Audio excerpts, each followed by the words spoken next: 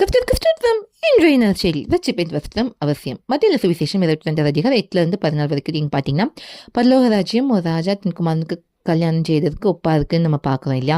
அழைக்கப்பட்டவங்க அபாத்திரமா போனாங்க. இப்போ ராஜா என்ன பண்ணுறாங்க, ஊழியக்காரன் அனுப்பி தாங்கள் கண்ட நல்லா போல அது எல்லாரையும் கூட்டிட்டு வாங்கன்ட்டாங்க.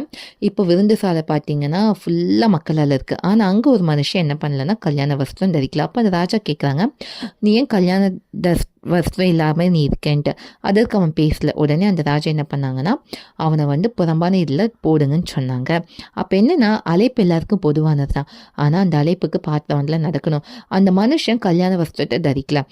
இதே போல தான் ஏசப்பனிக்கு எல்லாத்துக்கும் அழைப்பு கொடுத்துருக்காங்க. எல்லாருமே வழியில் நடந்தால் உங்களுக்கு நித்திய ஜீவன் உண்டு. ஆனால் நம்ம ரட்சிப்பின் வஸ்திரம் இல்லாமல் நம்ம பரலோக ராஜ்யத்தில் பிரவேசிக்க முடியாது. அதனால் ஏசப்பா வைத்துக்கொள்ளுங்க, ரட்சிக்கப்படுங்க. ஒரு வழியில் நடக்கும்போது பரலோக ராஜ்யத்துக்கு சுதந்திர வழியை மாறும். இதுவே நற்செய்தி. தேவனுக்கு மகிமை உண்டாகட்டும்.